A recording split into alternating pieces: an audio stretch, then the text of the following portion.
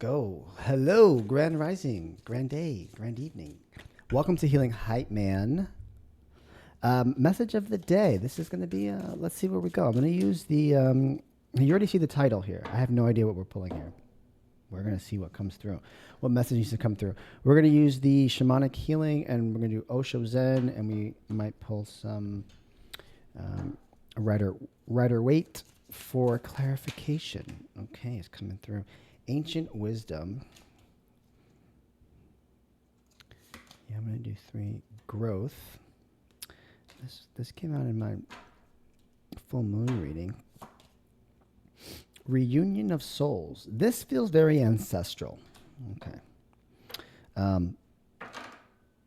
Like past life ancestral energy here. I'm going to sit with these first.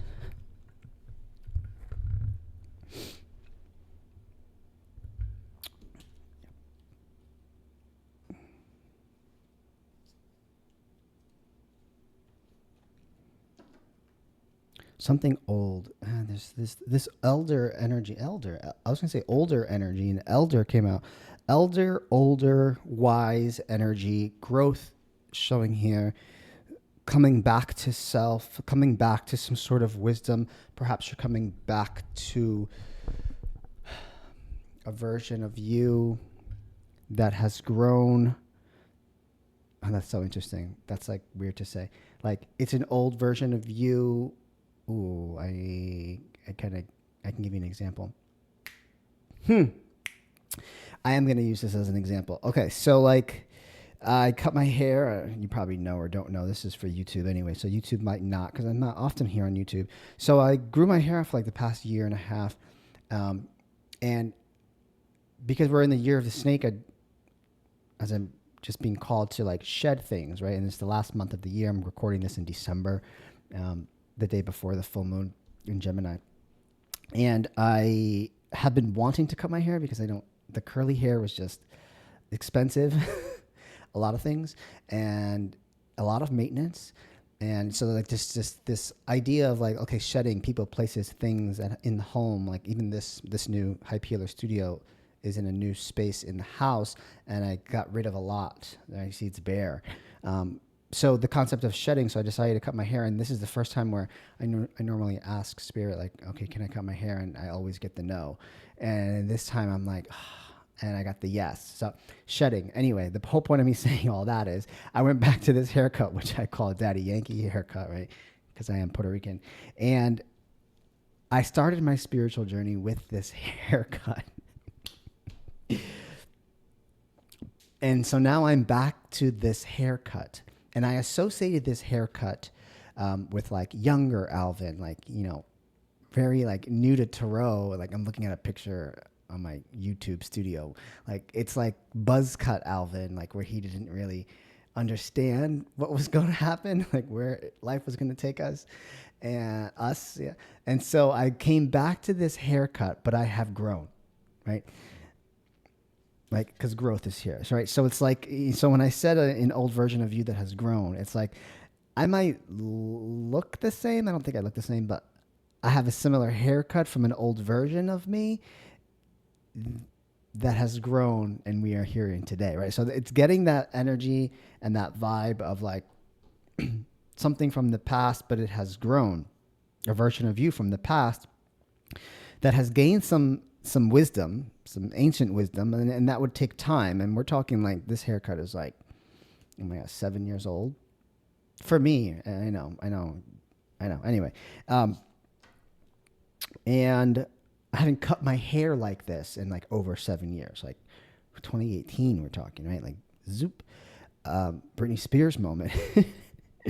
But I've grown since then. So like now I question, I'm like, oh, am I going to rock this haircut? Like, does this mean that I'm going back? I question myself, and I'm relating all this here. You're questioning yourself. Does it feel like I'm going back? No, it doesn't. It doesn't feel like I'm going back. But look wise, like aesthetics wise, I'm like, okay, same person, different version. Ooh, I like that title. Okay, well, let's see what this is. Let's dive into this. So I have 3 cards here. Reunion of souls, right? So I'm reconnecting back with myself. And I would say, I'm going to be very frank here. This is a vulnerable moment. Because life happened and profession changed or evolved in some way, I do correlate this haircut and the old version of me as, I'm going to say it, more spiritual. Not that I've ever declined or denied being spiritual, but I guess my habits, my patterns, my behaviors, when I see people doing the work, I'm like, oh, I remember doing that. I remember doing that. I don't feel called to do all of that as much anymore. There's not a need for it. While it could be beneficial to, do the consistent journaling and the consistent meditating and the consistent, like, oh my God, I've read everything you could possibly imagine and taking all the courses and learning all the things and unpacking the subconscious mind and the shadow work. I have a shadow work book here. I have a trauma work book here. I have everything. I have everything you could possibly imagine. How to control your thoughts, like everything you could possibly imagine. Subconscious, conscious, Carl Jung, like, but since then, what was the point of me saying that? Alvin, come back on track. You're rambling here. The point of me saying that is I correlate this haircut essentially to a past version of me that was more spiritual. And maybe I was more woo-woo as well. I had the look, the look, the big hat, you name it. But I'm not going to let anybody, and I don't care what other people think, I try to say and not identify me as spiritual because I don't look apart, right? If anything, I've evolved in a sense of like emotional maturity and being able to hold space. Like that has matured. The way I hold space as a therapist and as an intuitive reader, oh my goodness, like it's just like intuitive therapy at this point. It's evolved and it's changed, but I guess I wanted to say, like, I'm starting to identify, I guess, as I'm speaking here, maybe that's something you're identifying. Let's go back to you here, that there is something about the past that comes back and like you re-identify it. Interesting. You relabel it or you reclaim it in some way. Something about an old version of you. And if I'm looking at this from a parts perspective, right, there's versions of us from the past that also want love. First of all, they require, need, and want love. We don't want to exile any version of us in any way. They do. All parts of us and all versions of us want to be integrated into the present moment, into where we are. When we push away certain things, especially desire. Yes, I'm talking about sexual desire too. Not only that desire, but the desire to want, need more of, create, build, sustain. That desire, when we suppress that desire, it will come and bite you. It will come and bite you in the butt. So repressed energy. Okay, let's keep going. Maybe they're identifying that. There's something that you repressed that's maybe coming back in a more, with more growth, with more knowledge, with more wisdom. Coming back to an old version or coming back to something, maybe you're working on something that you're coming back to, right? That spark of gaining that spark, like, okay, now I feel prepared to do something. Right now I feel prepared to do it. Let's dive in here. Let's see what else comes through. Ancient wisdom growth.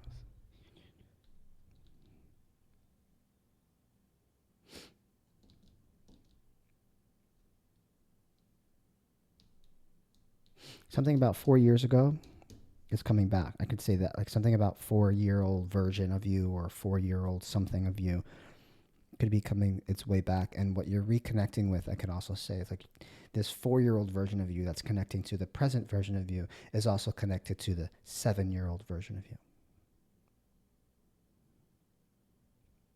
Interesting. The burden,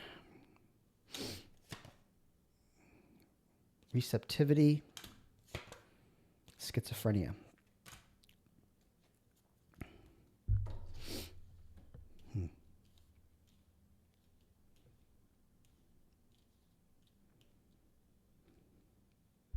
You've been carrying something, maybe someone. You've been carrying something or someone. Well, we've been carrying our old versions of ourselves, and within those old versions of ourselves, they've given you wisdom of some kind. Right? The key is going to be identifying what that wisdom is, or do we just feel like they're all a burden? My past is a burden.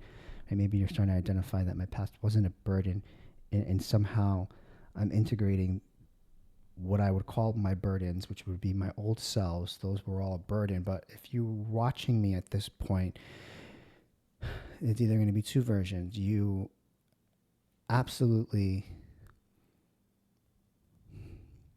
you absolutely would not change not one thing because you understand the concept of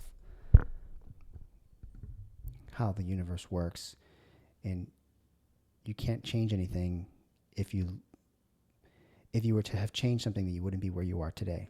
Now, for some of you, either love where you are today or you're learning to love where you are today. So I'm going to give you the cheat sheet if you're learning to love where you are today. Everything that got you here is just the beginning. It's only going to get even better from there. There needs to be an integration component. And you have to love where you are in order to be able to receive more. And I know that some people might not like where they are right now, and schizophrenia is just reminding you, like, I don't know, should I go, should I not? We're indecisive about life. Do I do this, do I do that? Is it going to connect me to my higher self? Is it going to allow me to grow? Do you trust that when you make a decision you're going to fall where you need to fall? Like, I think all these concepts are all intertwined, and some might see it individually, and they're all connected. They're all absolutely connected. Like, the burdens you carry from your past are being asked to be, they're part of and being intertwined into your level of growth, right? They were essential. They were chapters. They were, what do you call video game? Levels that needed to be met. And while you might not like the way some of them are, I guess I say that and I roll my eyes because some people are like, how can you say that? I'm not fond of where I am. What are you doing about it? And that was harsh for me to say, but it's just being very frank. Because if you're not thinking that now, you may think of that in the future. You will thank yourself for what you've gone through.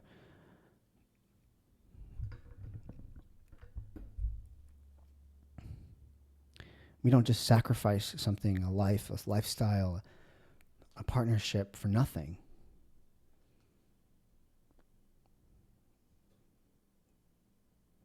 If you think that you have to give up a lifestyle, habits, behaviors, patterns, an old version of you, and for us to, like, logically, if we're going to say that, if you don't have that faith that if I leave that something else will come, then we're sitting in fear.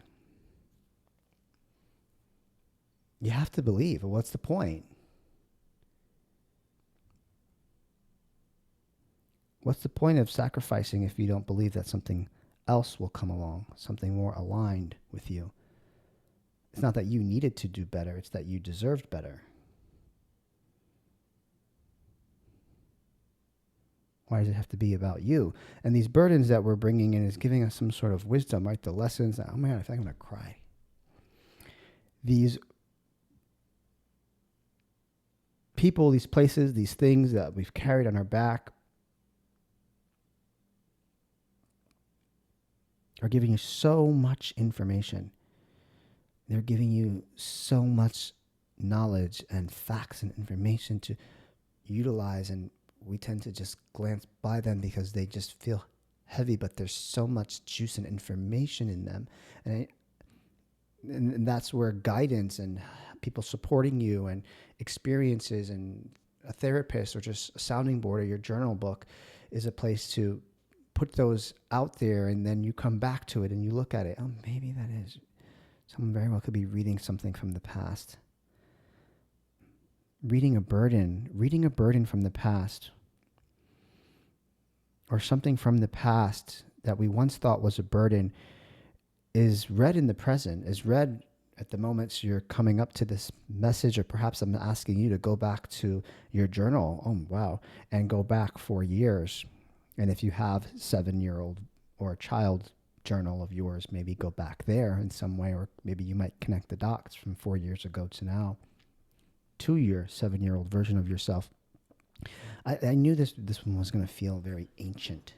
Right? There's a connection taking place here, and something about your past that you've gained is asking to be you're going to receive it now. To be very frank, receptivity. There's just something there, and it's going to help you grow like tremendously here. Receptivity and growth. Something from the past is well understood and being received now. And I'm thinking of like receiving, I don't know, praise or receiving a compliment that you might not have acknowledged then, that you now will be like, oh, hell yeah. Yes, thank you.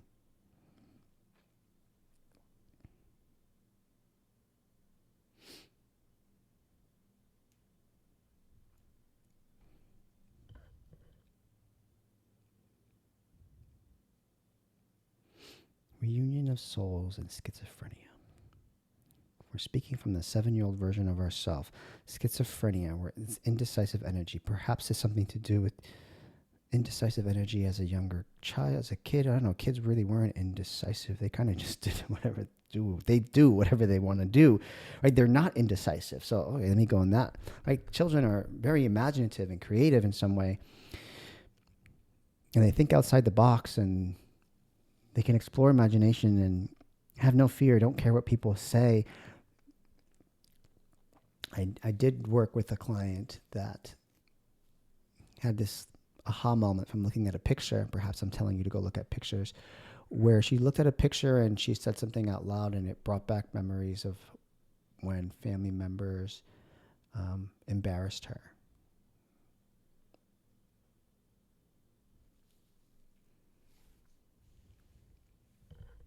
And now she's a mother and XYZ. So this is, we're talking decades have passed, but we can go back to where embarrassment first took place in some way here. That's just something for you to consider there. It's done in trauma therapy as well. And reunion of souls, your 7-year-old version of you was not indecisive. And I guess I'm here to say whatever burdens that you're about, whatever was a burden in the past that you are now gaining clarity on now, or you're rereading, or you're revisiting in some way, or it's helping you integrate into your life to remove and shed any lotus, any false facade or mask that you might have worn. It's helping you grow.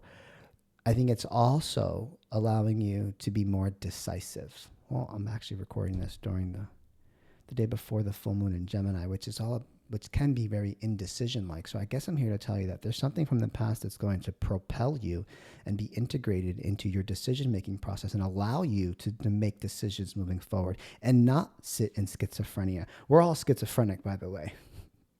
Do I pick that one or that one? That's right. And from this card, that's how they see it, right? Do you pick one or two, right? When you have to go to the store, do you pick those bananas or those bananas?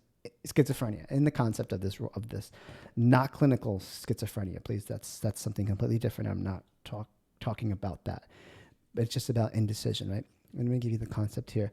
Do I let go of my feet or do I let go of my hands? Doesn't matter. Either way, you're going to fall. Do you trust where you're going to fall? Maybe now it's the trust you're going to have that you're going to gain from this insight from something that was a burden in the past.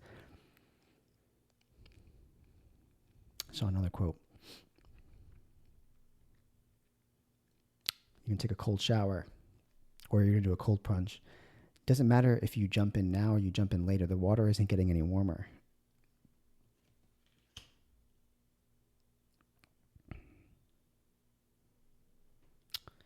We like that. We like not being held back by fear. We like not feeling stuck. Maybe you're scared to move on. Maybe there's a secondary motivator in why you rather stay here than go there. Some people were never even shown the option that they can go to the next level, or they can ask for more, or they can receive more. They're like, this is as far as my generational lineage has ever gotten. Anything above that is blind to me. Okay, go, risk, ready, set, jump. I could say there might have been a limiting belief that was holding you back. It could also be an experience that you felt was a burden in your life. I feel like it's being integrated and you're receiving it, and it's facilitating growth in some way, and it's going to allow you to no longer feel held back and make decisions like a 7-year-old would. I want that one and that one and that one. And then they cry when they don't get everything they want. Well, let's start crying. I want all of it. Why can't we? Who says we can't? I don't like the word but. It says and. This and that. This and that. Right? Don't come to my sessions talking about but, no, and. Let's not invalidate one. I would like this and that. I would like this, but I want it to be 6'4". How about this and 6'4"? Like, why are we picking? As an example, right? No, nobody's 6'4". No. Well, oh my gosh, that's funny. If you know, you know. Well, that's the message that came through. So different. Oh my God, I missed this vibe. Like, I haven't done long readings in a long time because they take time and I really don't have that much of a structure. I kind of just go with the flow, see what comes through. Personal experience tends to overflow here because that's the only way you know how to relate it in the sense of words. But I hope that you let me know what this is, right? What do we need to be aware of? I'm at 21 minutes. Oh, do I value you if you watch this for 21 minutes? I value your time. What do you need to be aware of? Fighting. Are we fighting ourselves? We're fighting ourselves. Oh, I know. Fighting our own shadow. For some of you, you're fighting a past version of you that you're shameful of. That's in the shadow that you don't want people to know about or see. And you have this strong armor on, trying to protect, trying to act like that didn't happen. It did, and you've evolved.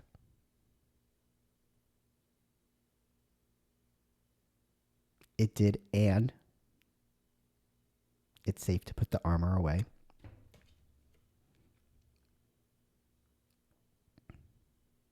Well, as I look at this backwards, I can see the clouds. Looks like two men fighting too, actually.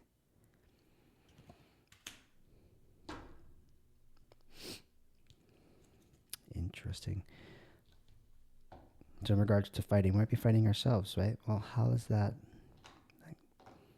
working out for you? Do we want to be fighting ourselves? Absolutely not. It's only causing ourselves more turmoil,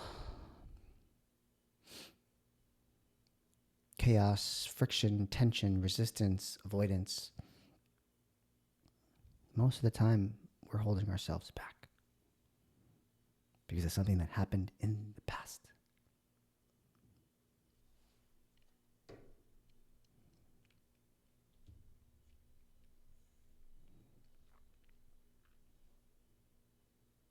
I'm going to leave that right there.